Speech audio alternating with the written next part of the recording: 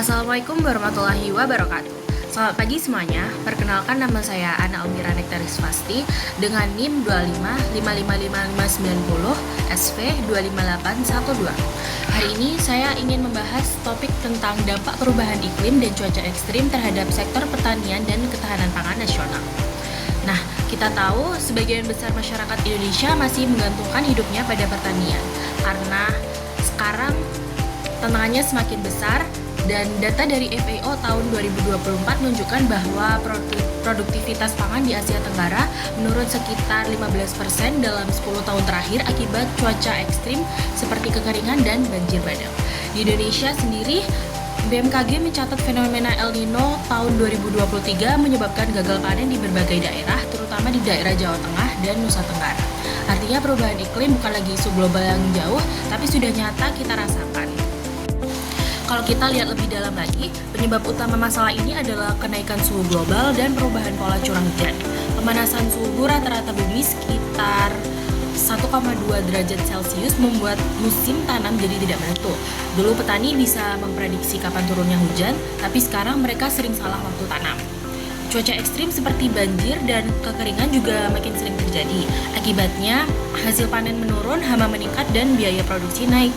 Petani yang paling terdampak adalah petani kecil karena mereka tidak memiliki cukup modal untuk beradaptasi. Misalnya membeli varietas benih tahan kering atau membangun sistem irigasi modern. Selain petani, rantai pasok pangan nasional juga terganggu. Saat produksi menurun, harga beras naik. Contohnya pada awal tahun 2024, harga beras sempat naik lebih dari 15% akibat gagal panen dan pasokannya berkurang. Ini berpengaruh pada ketahanan pangan nasional karena makin banyak rumah tangga berpendapatan rendah kesulitan membeli bahan pokok. Pemerintah dan lembaga internasional seperti FAO dan World Bank sebenarnya sudah mulai mendorong pertanian adaptif terhadap iklim, seperti diversifikasi tanaman, sistem irigasi hemat air, dan digital farming. Tapi tantangannya makin besar ya, karena koordinasi data iklim dengan kebijakan pertanian belum maksimal dan masih banyak petani yang belum mendapatkan pelatihan dan akses teknologi tersebut. Lalu apa yang bisa dilakukan ke depannya? Yang pertama, pemerintah perlu memperkuat sistem peringatan dini dan memastikan informasi iklim bisa diakses langsung oleh petani, misalnya lewat SMS atau aplikasi. Kedua, investasi pada inovasi pertanian tahan iklim harus ditingkatkan, mulai dari benih, irigasi, hingga riset teknologi lokal. Dari ketiga, perlu dukungan kebijakan sosial untuk melindungi petani kecil dan resiko ekonomi akibat gagal panen.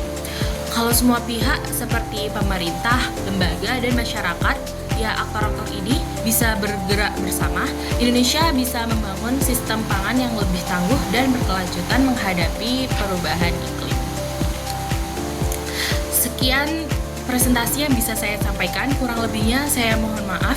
Terima kasih. Wassalamualaikum warahmatullahi wabarakatuh.